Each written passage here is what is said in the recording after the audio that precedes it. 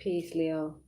Welcome. I come out here of Apparel Mystics. I am doing some very late, I know, October monthlies for love, and the energy is fluid. So it could be happening now, it could be happening tomorrow, it could happen next week, next month, hey, anytime. But this is a message for you, Leo. Wherever you have Leo in your chart, um, everywhere, moon, rising, north node, IC, MC, however, whatever, So wherever you feel the Leo energy for yourself, if you want to check out this reading, would be great. I'm going to be looking at the archangels. I've got 15 here that will guide you and the partner, the person you're thinking about, yours and theirs feelings, attitudes, and expectations, the current connection between you two, the relationship strengths, the relationship weaknesses. And then I would like you to pick a card.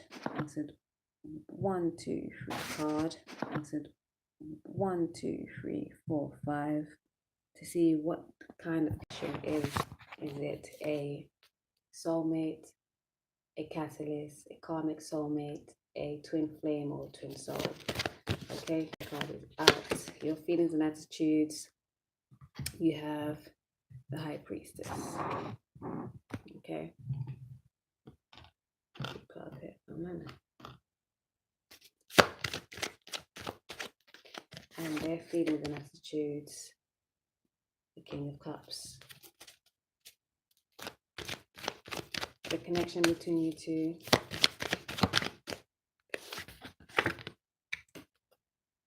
The Ace of Wands.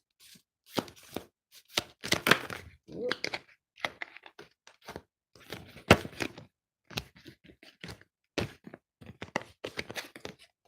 The relationship strengths. You have the King of Wands. Okay. The relationship weaknesses, drop down there, 2 cards. Oh, 3 cards. The weakness, we have the Ace of Cups, the 7 of Pentacles, and the Page of Pentacles. Okay.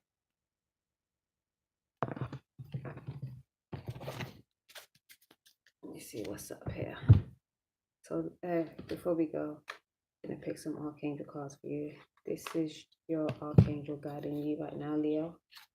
We have Archangel Raguel and the one guiding them. Let's go for the first one. I see you have Archangel Haniel.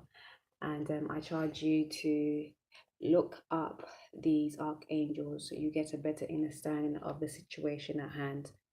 Okay, archangels are always guiding us, helping us understand our path along the way.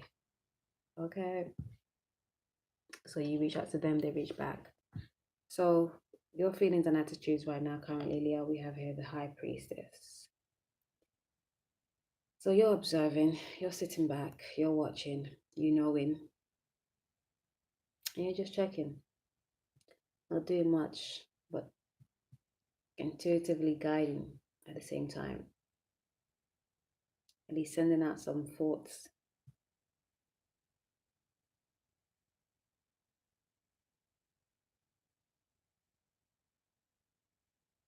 But in a very pure way, which is good. I just had to ask what, sending out magic? And I said, no.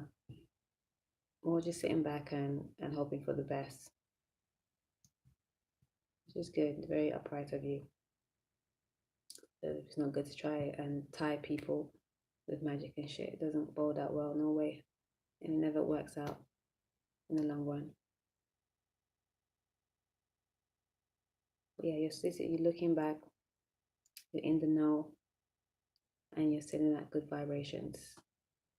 It's good. And they have the King of Cups.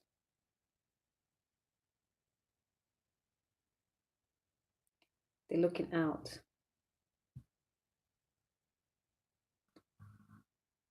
Cup full of emotions, wanting to show more love, be in love.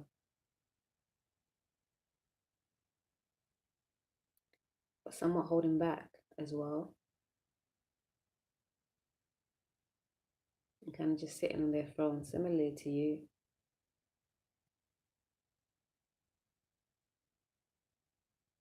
But they're seemingly more expressive than you, but still not very expressive.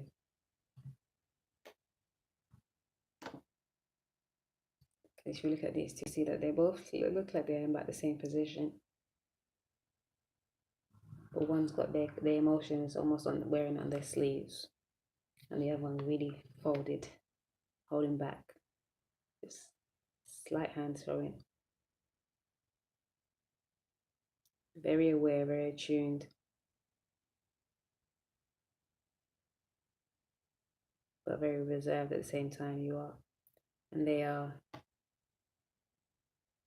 attuned as well, especially to their own feelings of this love, the emotions that they have, but more showy about it, and not overtly, but definitely it's felt, it's known that they're feeling the feels. The connection between you two currently, you got the Ace of Wands, and that's the hand of spirit, the hand of your guides, showing you the way, clearing the way, showing you how to build the way and grow the way. Yeah. You're both following your intuition, you're both following your passions, your feelings into actions. And the relationship strengths we have here, the King of Wands. So you're leading the way as well. You both are confident in moving forward, not rushing in a very regal, royal way, not slowing up either. But seeing the fruition and looking forward. Excited even about the movement forward. It's good. And then we have the weaknesses being the lack of emotions being shown, the second guessing, the minimal effort.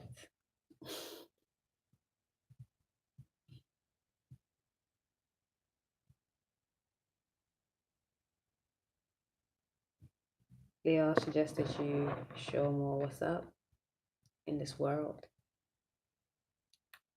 Show more of how you feel. Be more expressive. Remember, your archangels, Archangel Raguel, and their archangels, Archangel Haniel. Okay. So now I would like you to pick these 5 cards. First card, red jasper.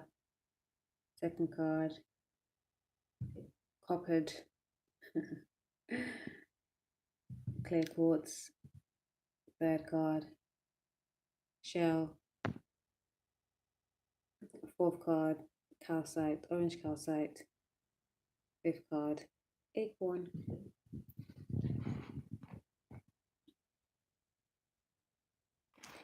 I'm gonna go for calcite before it rolls away. We have here the soul group member. Okay, the soul group member is like your first love. Your first love outside of your family. The first one you feel like, oh, I could ride or die for you. You're my dude, you're my dudette. And they come showing you how to love, you know? And then the shell, to the third card, we have the catalyst. And the catalyst comes in to help you move and change and grow into your next relationships. Evolve and check you to see if you are ready for the next level. The fifth card, we have a twin soul. The twin soul is your life partner, your ride or die, the one who will show you unconditional love, how to show unconditional love to yourself first, and then you naturally exude that to everyone else afterwards. Once you can anchor that for yourself. These two, I always like to say, they're like the opposite ends of the spectrum.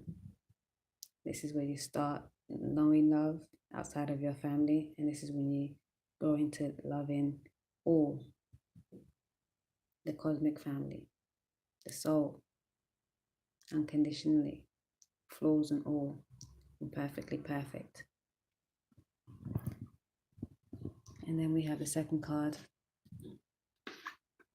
the twin flame. These are ultimate complementary. This is your last two last partners, the twin flame or the twin soul. If you're a twin, then this is your ultimate. If you're a twin soul, then or if you're a life partner, you have to just have a life partner, not just to have a life partner in this time. That would be your last partner. And the twin flame is that one that helps you unearth a deep-seated ish that you never even realized were plaguing you.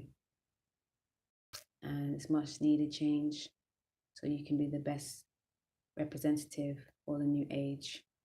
And this one is going to be a golden one, the golden Aquarius age.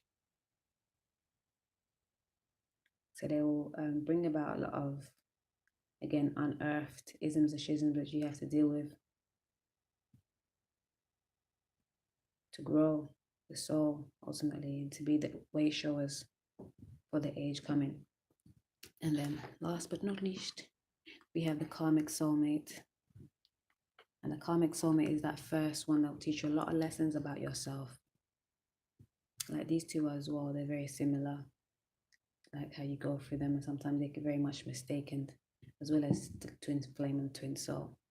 But these two, sometimes they come like one and the same, because the twin flame does show you a lot of karmic issues that needs to be solved. But this is the first time you have to come into understanding yourself, really owning your power, like checking for yourself first, loving thyself first, and realizing the worth of you, self-worth, seeing what you actually really deem valuable. Other relations that you've been, have they valued you? Have you valued yourself enough to be in better relationships? That's where the catalyst comes and checks you, usually between the karmic soulmate and the soul group member, because the soul group member, the soulmate, is like, it can get a bit boring. You can just, there's no growth after a while.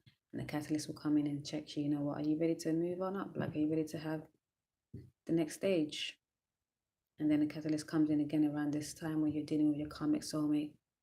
It's like, do you realize this ain't like your worth? Do you realize that this is devaluing you? Do you realize that you didn't have self-love to begin with before you wanted to give to love others?